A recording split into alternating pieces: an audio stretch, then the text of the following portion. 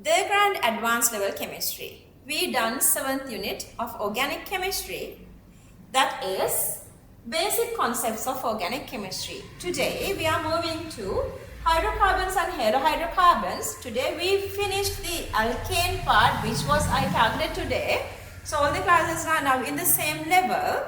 Before we moving on there, I want to show you guys a couple of these pictures. I guess I've already shown that my postgrad, these master PhD, these instructors, Derek and Wendy Hutchins. Okay. Moving to today's work. So this is the unit 8, hydrocarbon and halohydrocarbon. Under that we are studying alkane, alkene, alkyne, benzene and halohydrocarbons. So the very first part is the hydrocarbon. Under that, the very first part I was explaining you guys, carbon has 3 different combinations of making bonding. sp3 single, sp2 double, sp triple bonds. Bond length is getting shorter from single, double to triple, and bond strength is increasing. And then the next first topic is the alkanes, generally called as paraffins. Physical properties are very simple. Because they are non-polar, dipole moment is 0 actually, so that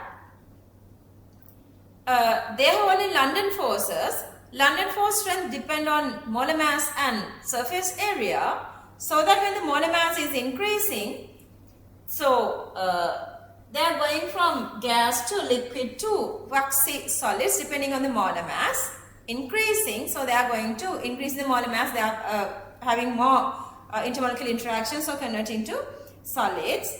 And then also not only increasing the molar mass, decreasing the branching or increasing the surface area.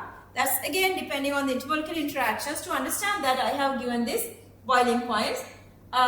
Normal pentane boiling point greater, and neopentane boiling point is less.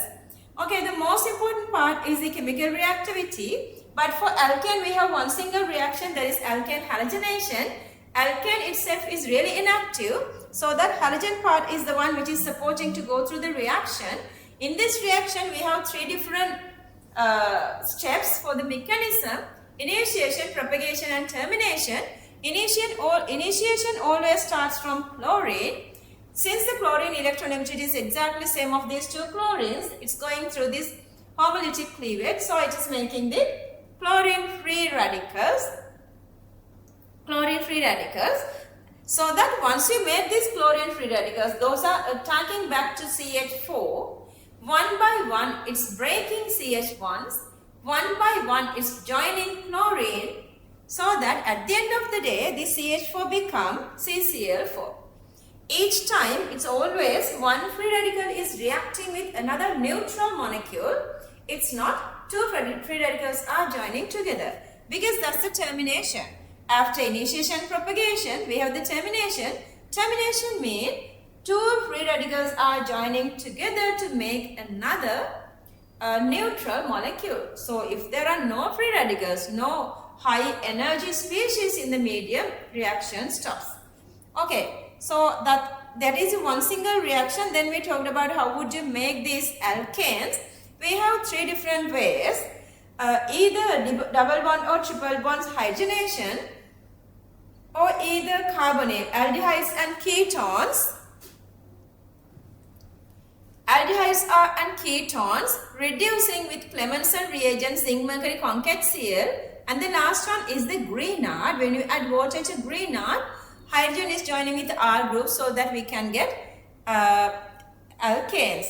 After that, to understand that, we did couple of these questions, and after that we discussed the very first box of the spider diagram.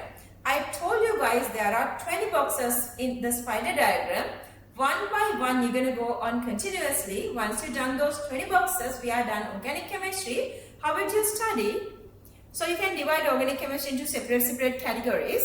But for theory and for these conversions, what you're supposed to do is go through all these theory chemical reactions and then go through the spider diagram, memorize, have an imprinted copy of this spider diagram on your brain. Once you finish alkene and alkynes, you're going to move on to conversions. That's all we did today. This little revision part I'm always doing to make sure you guys are doing this diagram chemistry really nicely, because I want you guys to reach actually 100 mark. That is my target. I know you guys are working really well. Encourage with everything. We can do this. Trust yourself that we can do this.